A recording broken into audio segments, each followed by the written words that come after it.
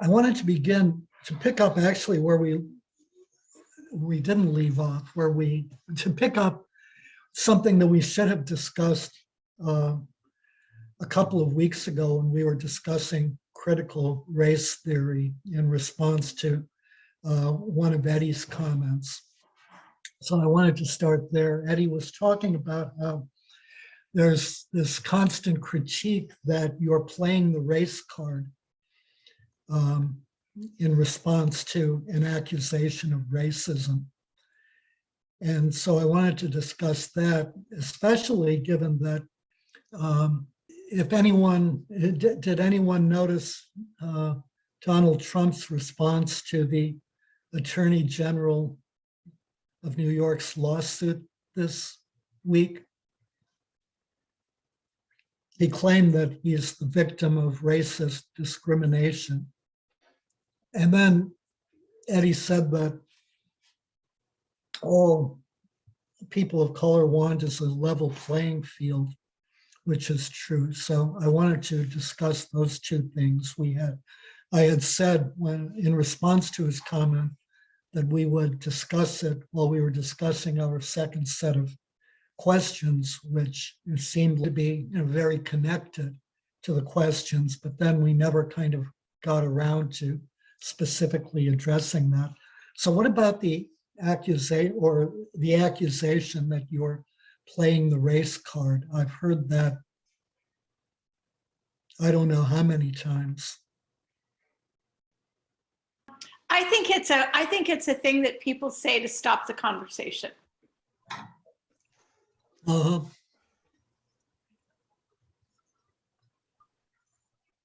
It is. I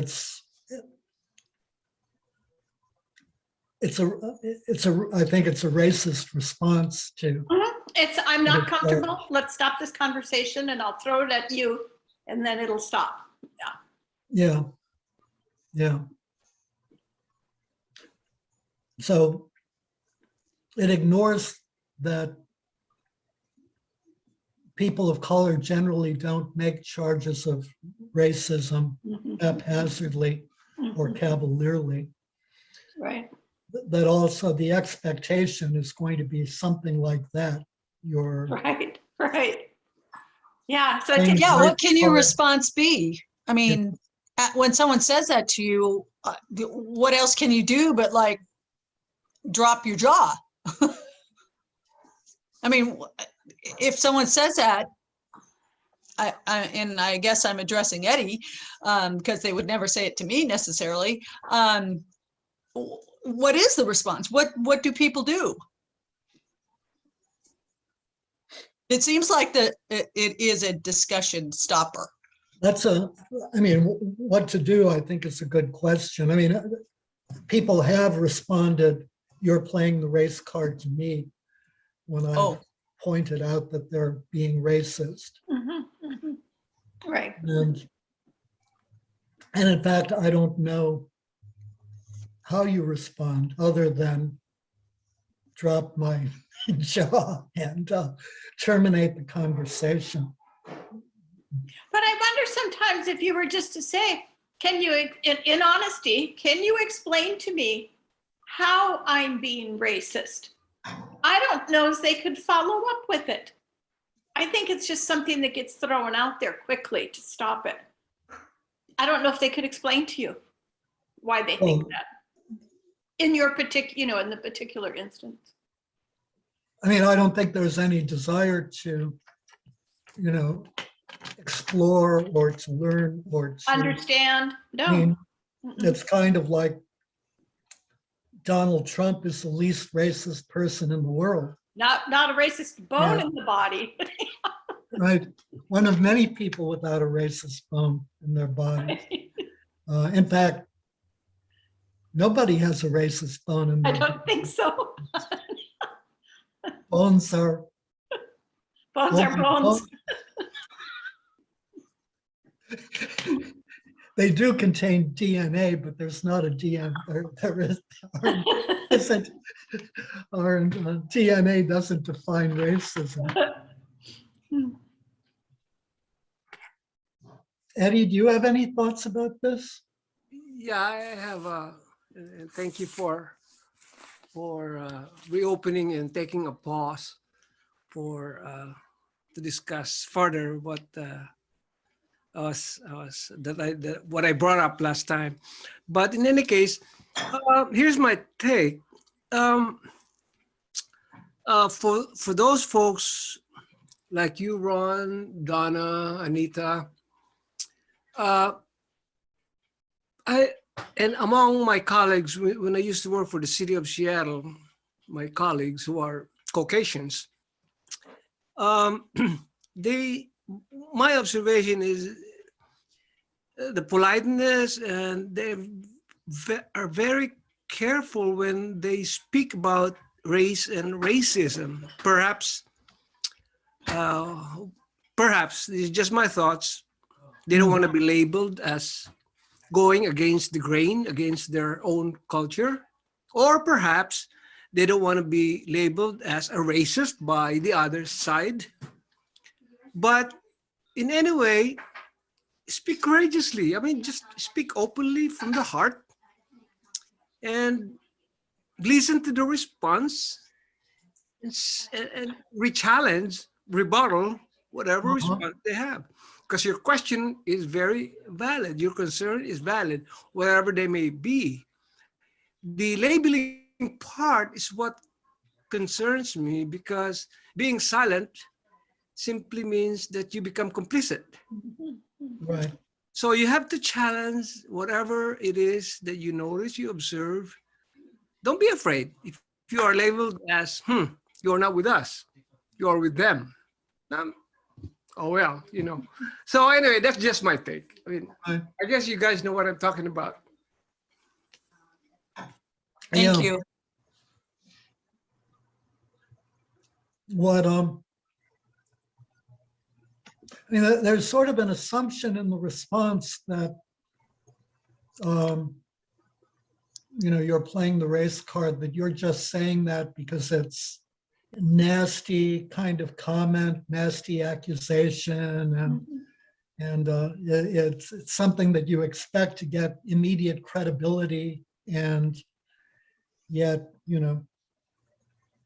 so in terms of actually seeing people play the race card, I can really only think of 3 instances. One, an unjust accusation of, does anyone remember Tawana Brawley? This is 15, 20 more years ago. She was a young Black woman who said she was abducted and covered in feces by some white men, and there was an enormous outcry, and Al Sharpton came to her defense. And then it turned out that she had made it all up. But that is really exceptional. The only other 2 cases of really playing the white card that I can think of is this week with Donald Trump and being the victim of a racist attack by Letitia James. And if you remember the Senate confirmation hearings for Judge Thomas, he was accused of by multiple women, including multiple Black women, of inappropriate sexual behavior, and that was turned into he was the victim of a racist attack. And there was a standard white racist attack on Black men, ignoring the issue that he had attacked Black women. Result that we now have 2 sex offenders on the Supreme Court. So the second issue is the level playing field. So I think that all but the most, sort of virulent white racists want a level playing field. But the problem is that there are those who believe the playing field is already level, so nothing needs to be done. And then there are for those who want a level playing field and recognize that we don't have one, the question is, how does the playing field get leveled? Yeah. And in a lot of ways, I think that was at the heart of the discussion about critical race theory, but we didn't explicitly raise it as the heart of the issue of critical race theory. I think there are a lot of people that want it to be level, but when you start talking about what that might entail and what might have to happen to make it level, then it's easier to say, well, it pretty much is already. Right. Right. A level playing field inevitably requires some loss of someone's privilege. Yes. Yeah. Yeah. And it's even part of, someone's privilege. I get, I'm thinking of, there's been some really interesting things written about reparations and things, but it's very Right. distressful when you start to look at it and you Mhm. see the amounts, just what all would have to change. It can be uncomfortable. Mm-hmm. Right. Very uncomfortable. And so it's easier to choose this discomfort that we already have. I don't know. I think we have to be careful when we talk about race card, because basically all, if not most, tend to play victims of racism. Although, just like what you said, Anita, it's probably an excuse to just stop the conversation. Mhm. But simply that just worsened the race relations amongst people, Mhm. because everybody plays a victim, then nobody's a bigot, nobody's a racist. Mhm. One has to expect that, of course, I have this thing about racism myself, or bias. Everyone does. I mean, everyone does. One has to accept the fact that we do have that. It's ingrained. Mhm. But to be aware of that particular instance does help me. It does help me, because I need to be aware of what is it that makes me feel bias against you. Mhm. You know what I mean? So I have to be aware of that. And that improves my relationship with you, because I can better understand you. I can better understand your culture, where you're coming from. Mhm. No blaming here. It's just the social construct that we all were brought up from the Right. movies, from our parents, Mhm. from our peers, from our environment, how we were exposed to these issues of race and racism. So we just have to quit blaming ourselves, face it, the fact that, hey, we have this issue. Let's just do what needs to be done. Thank you, guys. That's all. Yeah. The problem, with facing the fact is that it's not something that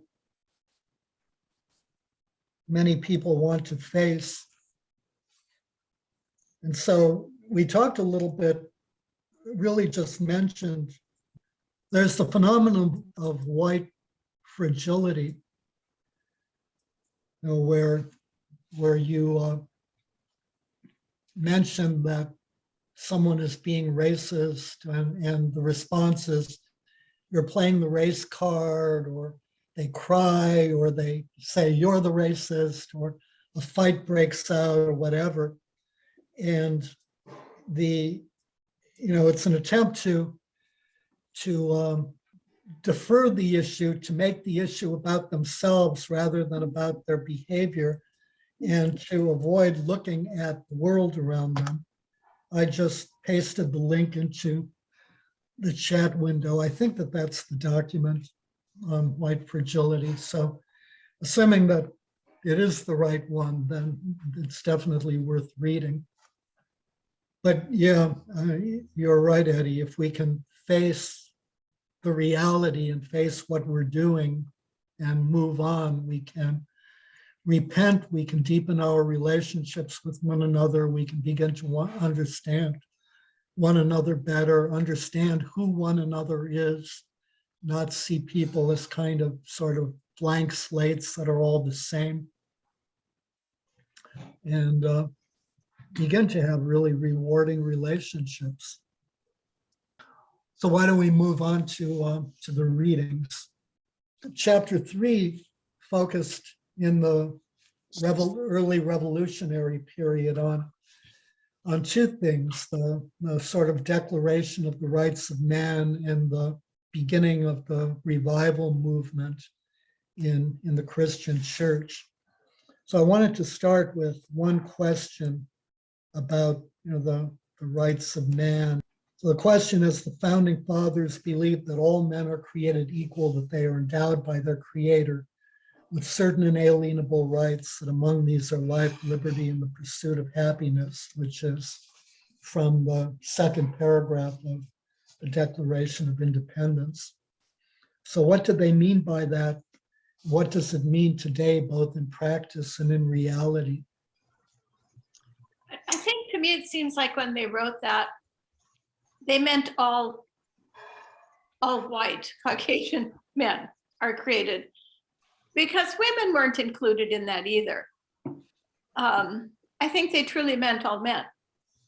And then as time has gone on, there's been changes made to that.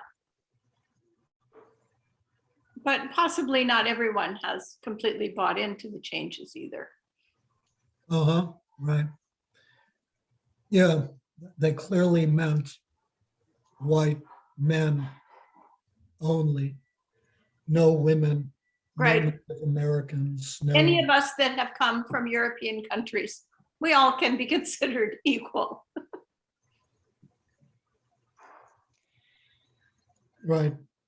If we're male. If we're male, yes. Right. So in some ways, actually, I mean, the revolution is seen as, well, revolutionary, but from some point of view, say if we compare it to the French Revolution was much more democratic, more clearly opposed to slavery, more clearly opposed to serfdom, less focused on the rights of men as against women. Right. So what does it mean today? So what strikes me is that in many ways, in 2.5 centuries, we've made remarkably little progress. I mean, we have in some areas in terms of some legal rights, but structurally, sexism remains a significant problem. Women, for example, doing the same job as men are typically paid much less. The problem of Black poverty in a good deal of data shows that it's worse than it was right after the beginning of the civil rights movement, and that despite the rise of a significant middle class, which means that many of the poor, Black poor, are much poorer. So, and today in American society, we can begin to, where we're seeing really a retrenchment of racism and a clear march backward, as things that just recently were unacceptable are now becoming acceptable, and violence is becoming more and more acceptable. Yeah, and even though there's laws and there's programs for it, it's interesting all the workarounds that have also been made. I'm thinking of this, Supreme Court, where Biden has said he plans to nominate a Black woman. I Mhm. think it's Ted Cruz that shot back. There's 6% of our population, I think is the number he said, 6% are Black women. How can you possibly have the most qualified candidate in a pool that small? Mhm. Yeah, there's still such a, put such a push back, such a pushback. And we're very, very far from recognizing the dignity of all humankind, regardless of, whatever they distinguishes them. So we're very far from religious toleration. Mhm, Muslims mhm. are certainly very badly discriminated against. Our society is an extremely ageist one. Old people are discriminated against. Mhm. Disabled people I was thinking about that too. Yeah, people are with disabilities. discriminated against. People with learning disabilities and people with mental issues are discriminated against. People are discriminated against based on their sexual preferences Mhm. and sexual identity. All of those things deny the dignity of humankind, and yet they're all deeply entrenched in our society. That kind of parallels some of my thoughts about appearance.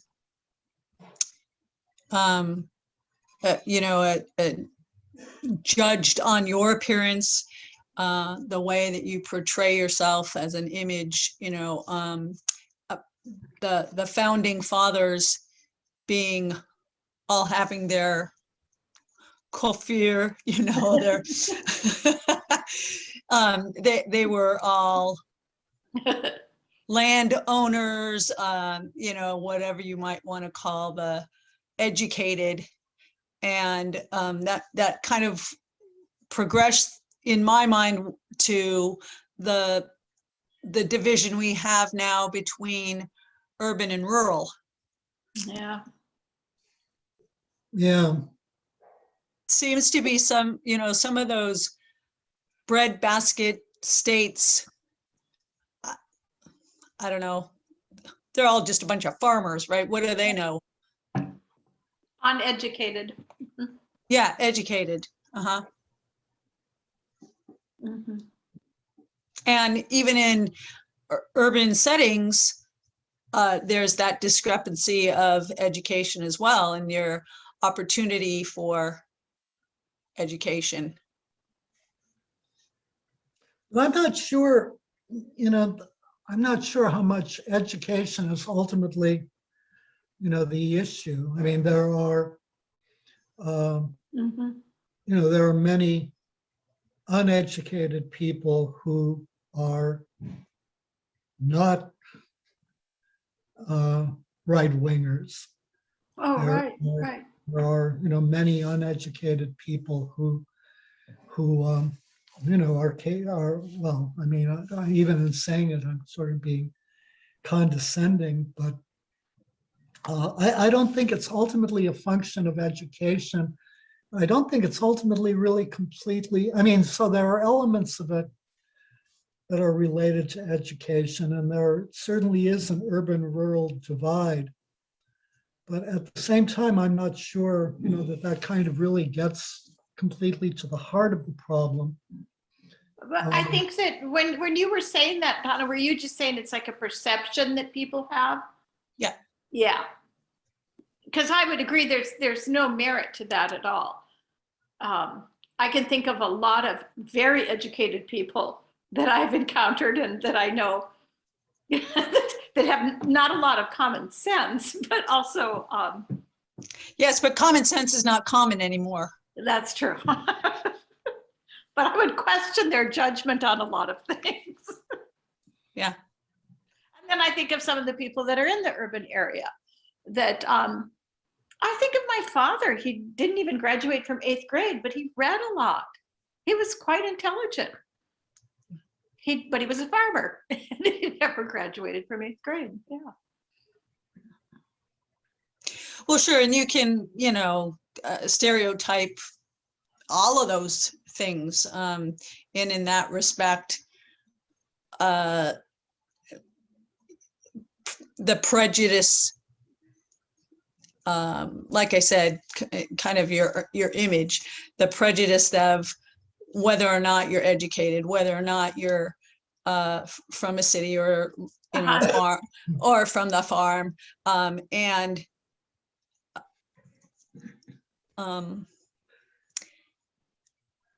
I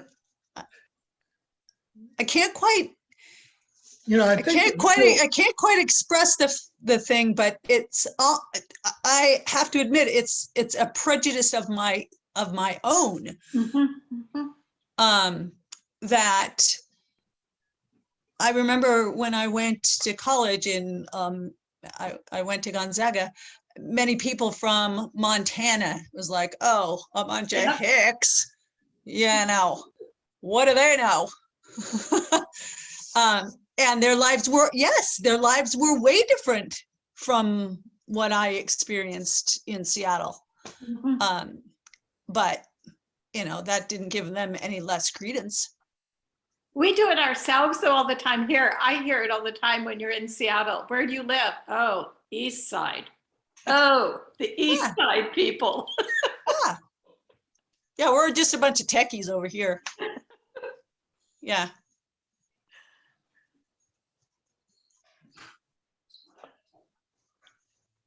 So in that respect, I see myself very much in that statement of not practicing the inalienable rights.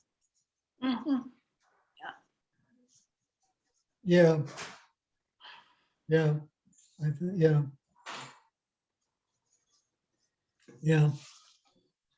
think that, it's an issue for all of us. We all have judgments about whomever we think are the other.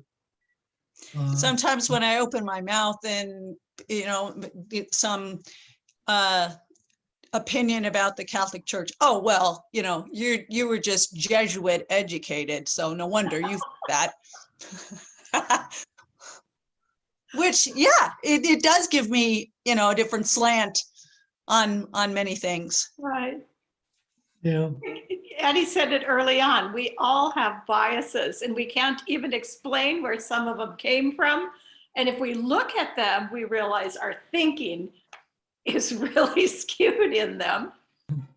Well, I can relate to what Donna said earlier about Jesuit education, because I too attended a Jesuit high school, and my Jesuit teachers were Jesuit priests who came here from America.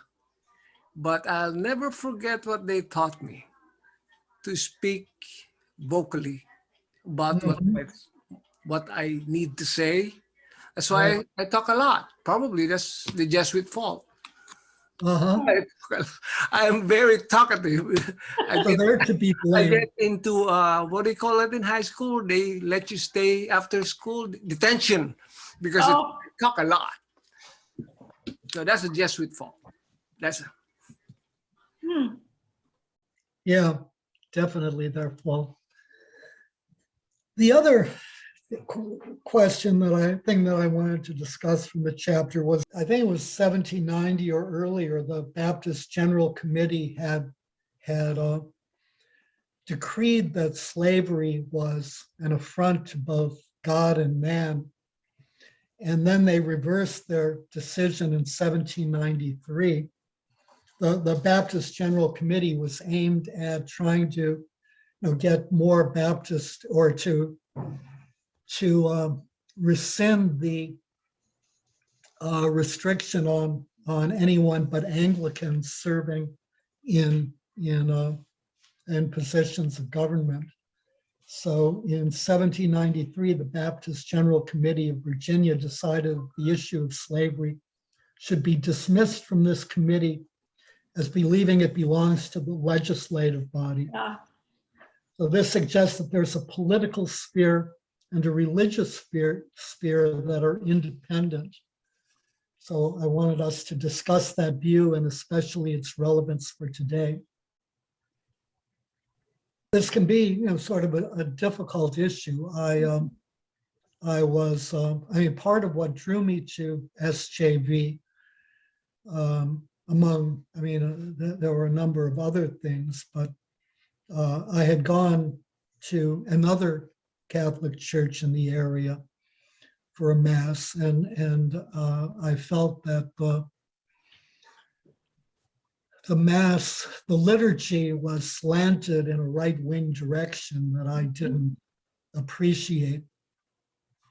So I came to SJV and I had lunch with Father Ramon, and I told him that I had gone to an unnamed church where the liturgy was slanted in a right-wing direction. And he said, so you're a liberal or you're left-wing? And I said, well, yeah, I'm a leftist.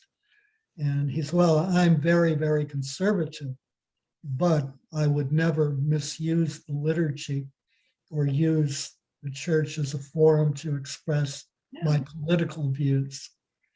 And so he never did, and I was always very comfortable with him. In fact, I did and do admire him greatly.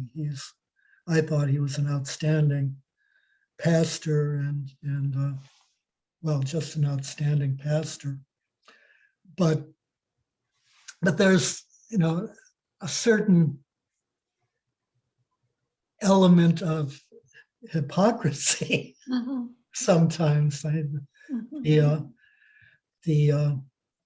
If it's slanted in a left-wing direction, not so much the liturgy. Well, the liturgy shouldn't never be, but elements and homilies,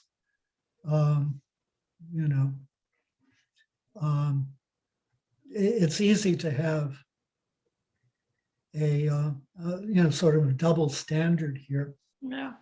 And so this is this is a much more difficult issue than it seems. So does anyone have any thoughts about this? Well, it seems like it was a easy way out for the Baptist General Committee to decide that it wasn't up to them, because morally they had to know that it was wrong, right? And if they essentially took it out of the hands, that they took it out of their hands, and they could, wipe their hands of it and say, well, we're not condoning something that's wrong, which is not our decision.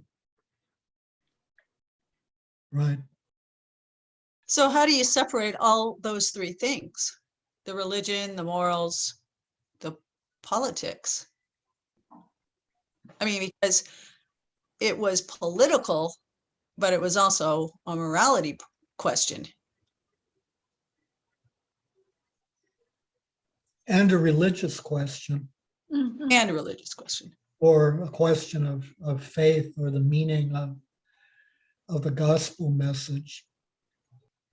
So in some ways I can understand, I guess the way we practice it now is the separation of church and state, and not coming, I don't know, I guess I'm speaking for SJV, but I think that it's supposed to be a general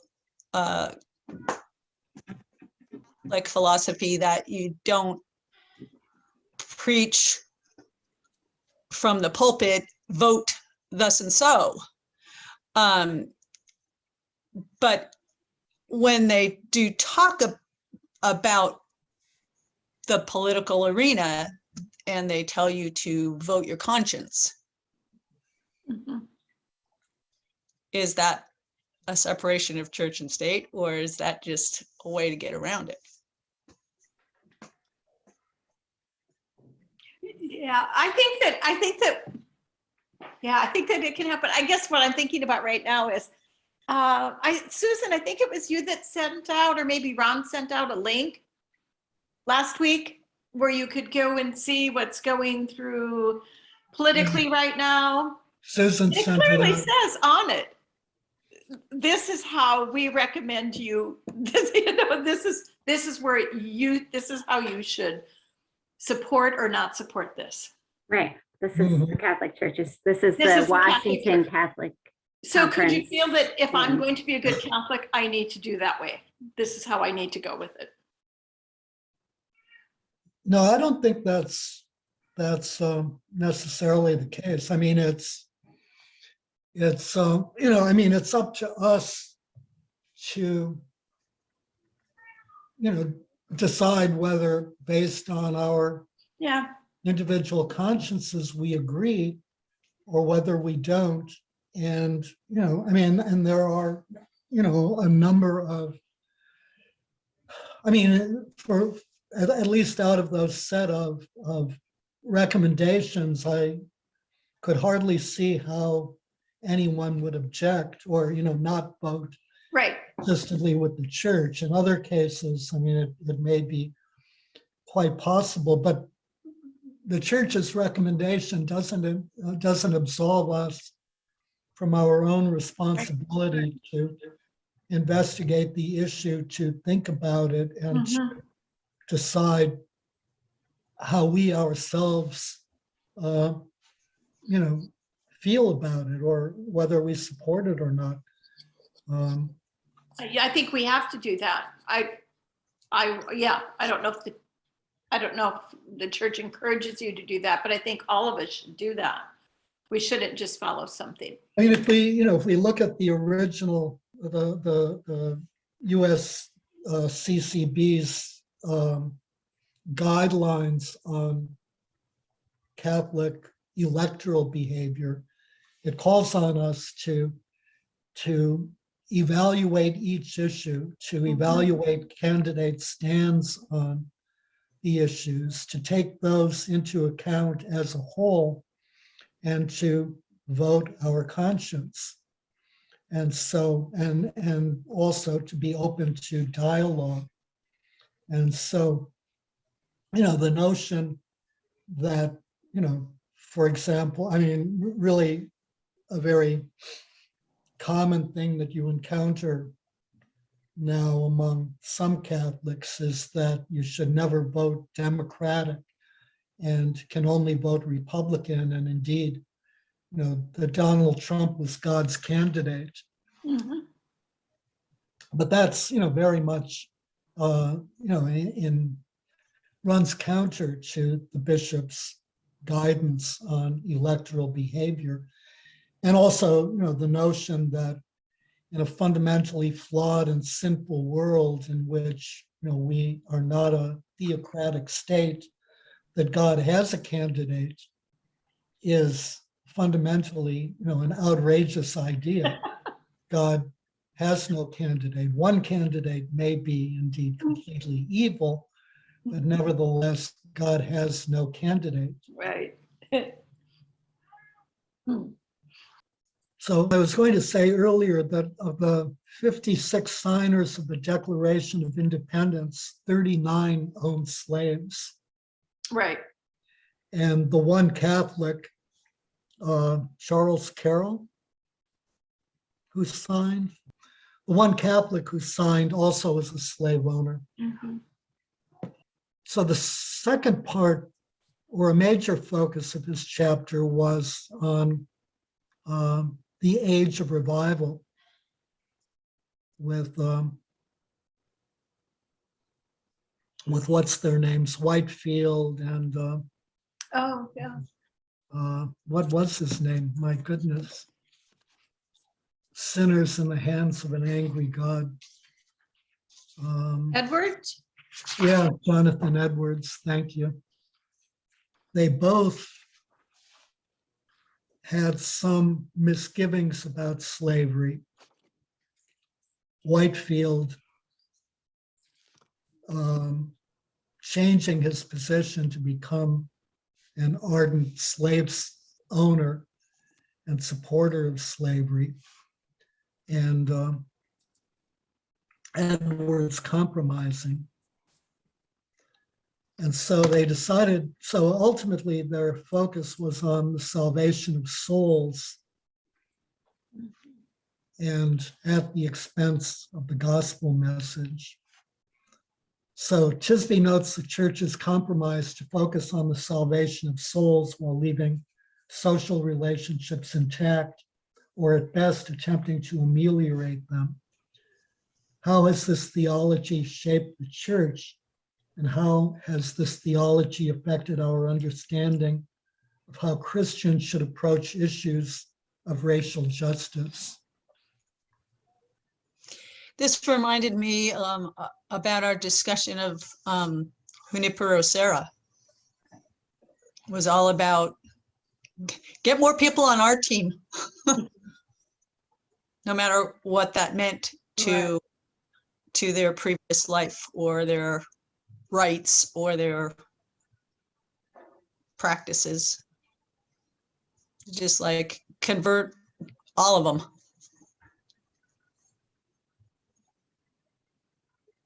Right. But we've also, sort of inherited that kind of hardening of the lines that, I mean, it's really enormously strong in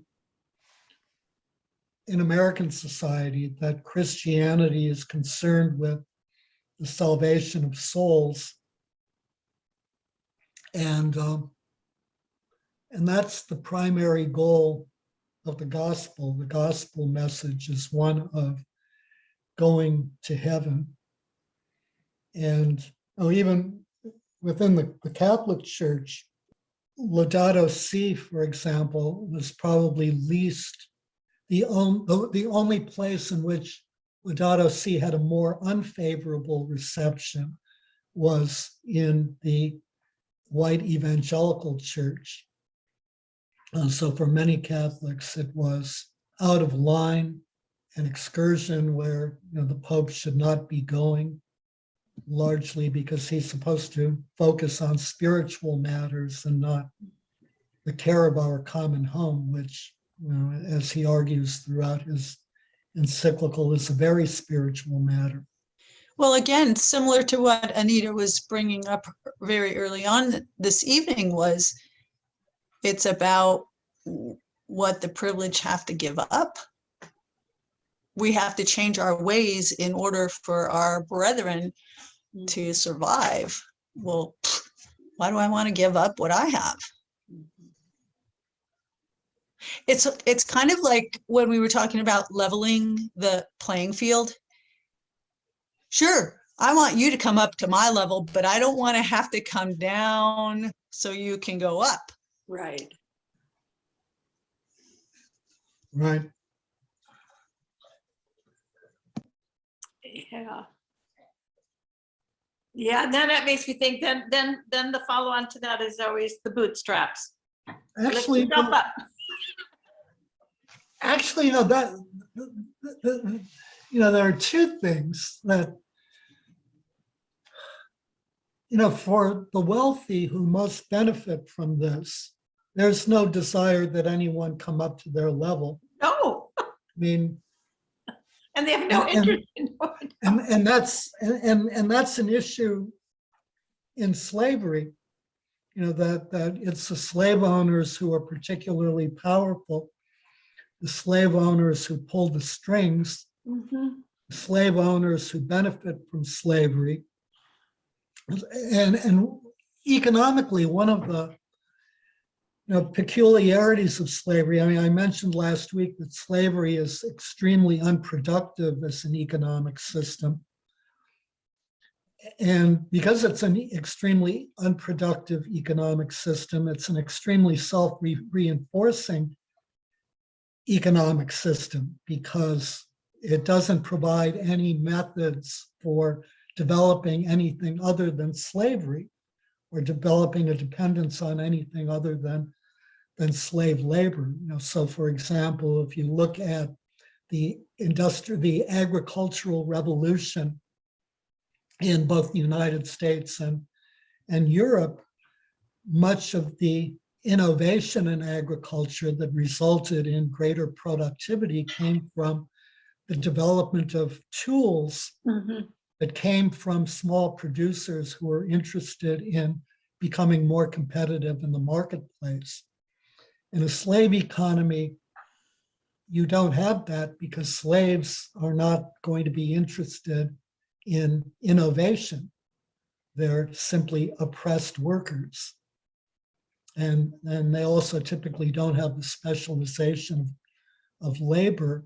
There's no division of labor that also encourages the development of tools. Well, the point of that whole thing is that at the top, there are people who know they benefit from it, who very much see society as, sort of a zero-sum society. So if I win, you lose. Yeah. And it's critically important to me to make sure that I win, and therefore you have to lose. Yeah. And so customization of the gospel message, or even the prohibition of any evangelization, is a reflection of that. Because they're in control, it has to suit me. So they establish these values that are very high, but not living by them, right? Would you say that?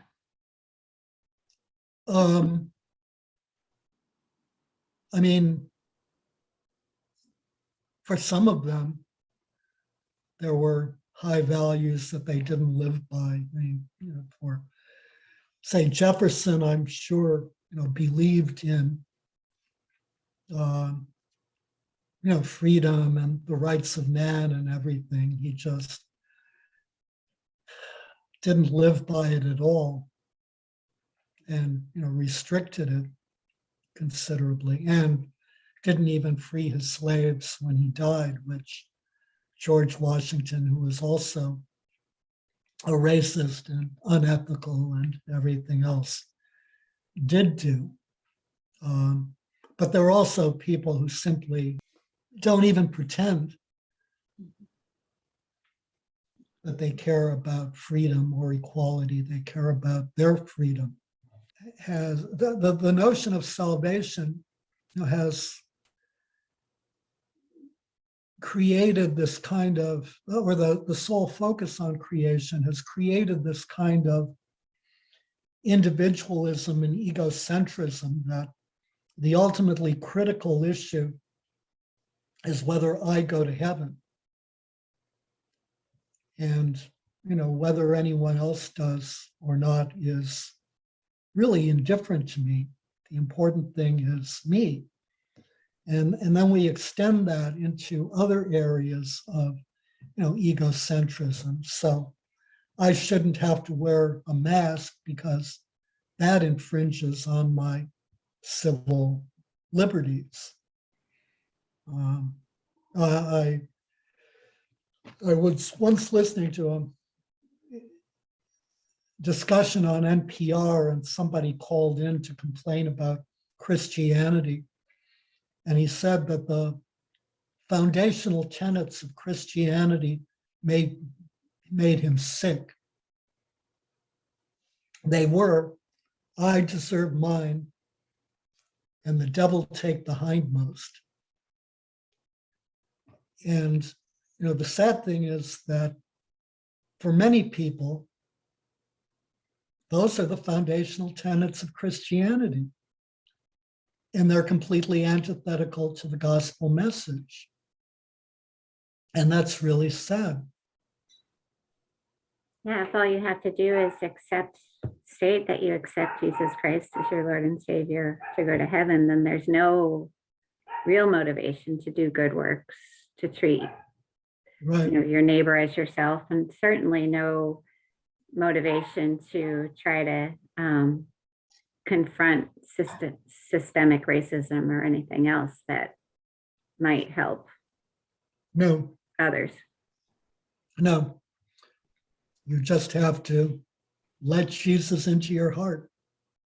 I've never figured out what that meant, but And I guess, I mean, to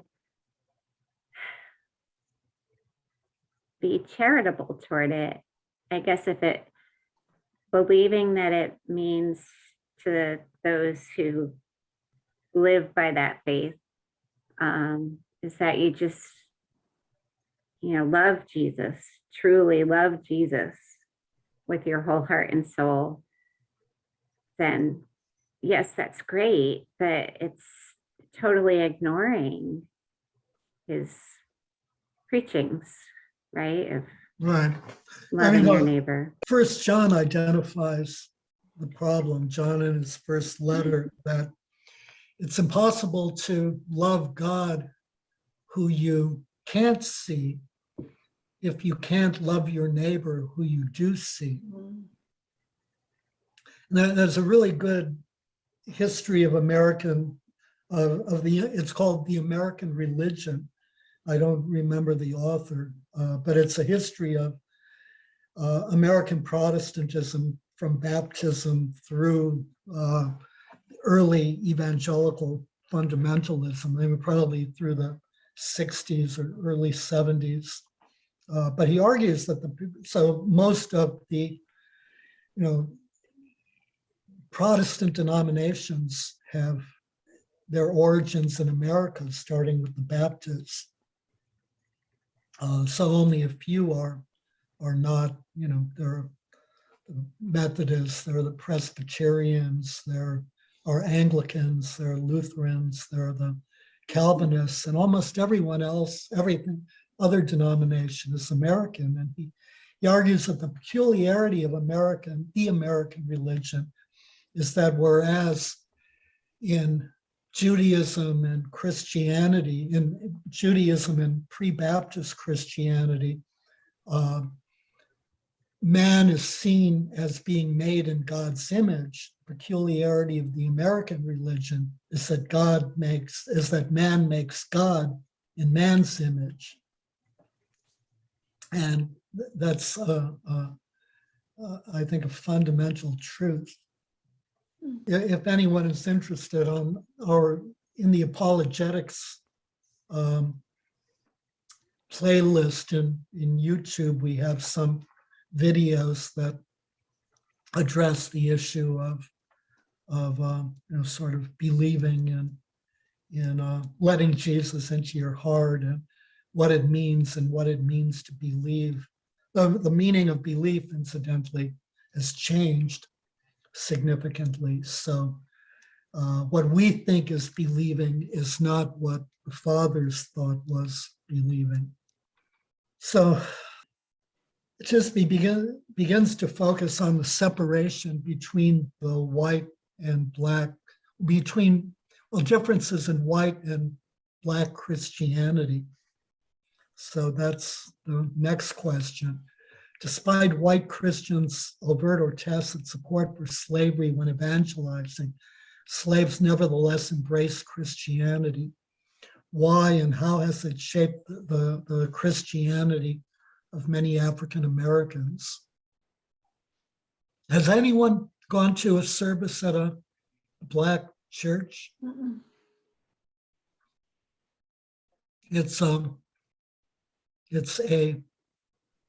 It's a worthwhile thing to do.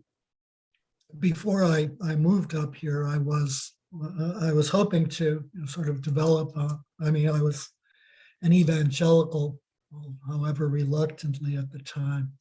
I was hoping to develop a sort of an itinerant preaching ministry. So I was invited to preach in black churches, but not in white. So any thoughts about the question?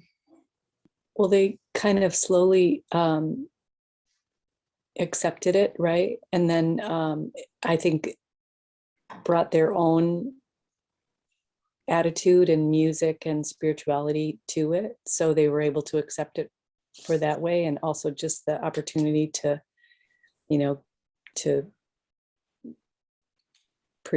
be together and have a spiritual life. Mm-hmm. And anything else? Well, they either got together typically under the tutelage or with the supervision of whites, or secretly at night after long days of work. So what did they find attractive about Christianity? Ron, if I may interject for a second, I Mhm. think it's along the same line with the colonizers of South America, Latin America, where they were colonized by Spain and Portugal and converted into Christianity or Catholicism. Mhm. That in itself was used to subdue the natives, no? Mhm. Christianity is used to subdue and make them obedient to the colonizers. And I think that was also used here in America to subdue African American Mhm. who adhere to their masters, I believe. I may Mhm. be wrong, but that's just my thoughts. No, it certainly was, or at least, I mean, that was the intent, of the subduers. But at the same time, but the question is what did the subdued do? Because, in many ways, he traces the origin of the first Black denomination, the African Methodist Episcopalian Church, the AME Church. If everyone remember Dylan Roof, the guy who killed those people at a Bible study. Oh. Yeah, that was an AME church. Mhm. So it's the oldest original Black denomination. So he traces, the origin of the AME church, but that sharp division between, the white evangelical church and the Black evangelical church remains today. In many ways, you can, so he argues that they agree, sort of on major principles like the Trinity and the divinity of Christ and everything else, but so does, but that, in some ways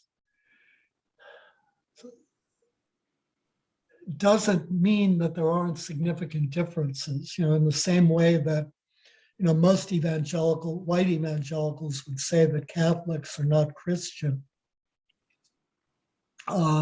There's an equally great divide between the white evangelical Christian church and the Black evangelical Christian church. So, for example, you couldn't see like Al Sharpton going to preach at, wherever. He wouldn't be welcome at a white evangelical church, or Jesse Jackson, or for that matter, Martin Luther King. Their messages would not be welcome. So how did that happen? So how did that happen? Why did the slaves embrace Christianity? I mean, from the master's point of view, it was forced on them. But from the viewpoint from the bottom, they embraced it and accepted it. Well, Tisby talks about how they believe that spiritual salvation and spiritual equality would lead to their earthly salvation and theoretically equality.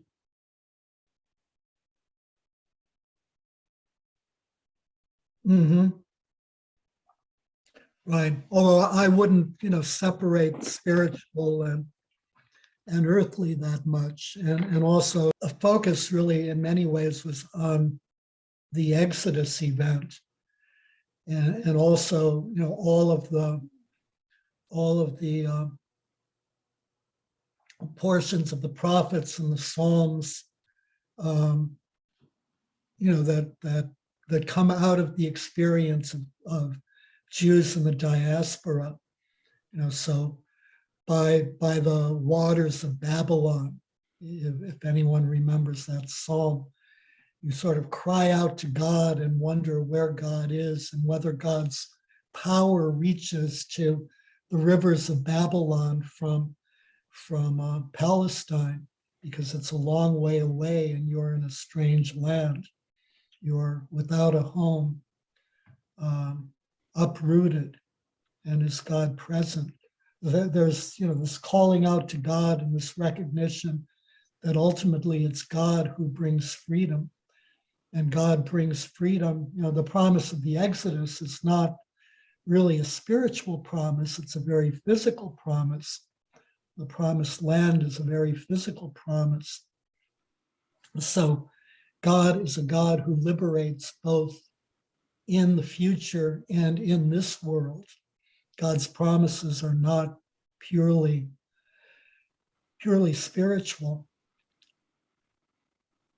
So, many slave owners resisted the evangelization of their slaves, and they also resisted the attempt to teach their slaves to read and write.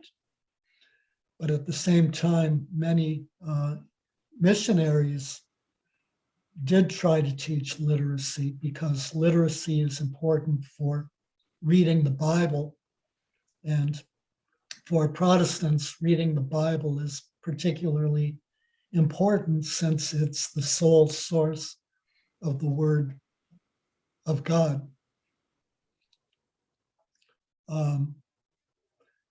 So although Christianity was imposed on them, it was molded in a way that conformed to both the situation and the needs of slaves. It's very frequently the oppressors think that they're in control, but they have much less control than they think. And yet, that's a profound miscalculation and a misunderstanding. There was a really outstanding old study of religiosity and the molding of the message called Roll, Jordan Roll. So the final question, since we're almost out of time, which we can discuss quickly, is Tisby writes that there would be no Black church without racism in the white church. How do historically Black churches differ from many white churches, and what are some of the common beliefs of whites about the Black church in America? The first belief is that it's for Blacks. So the reality is everyone is welcome. It's not Black only. If you're a white person who goes, you're not unwelcome.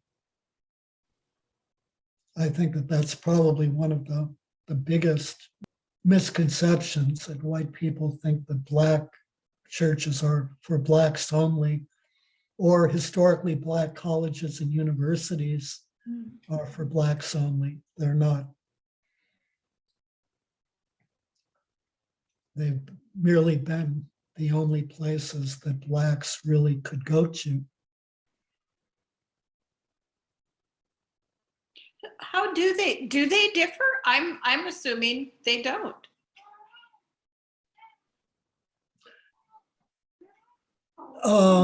They differ in,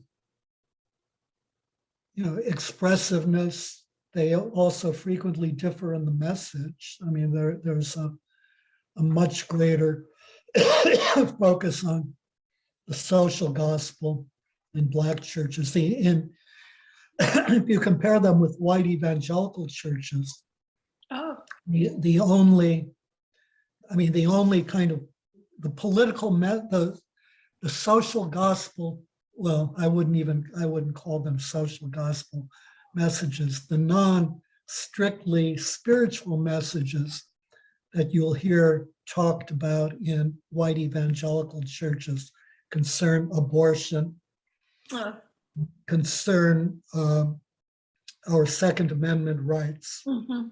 and their importance. For religious reasons. Yeah.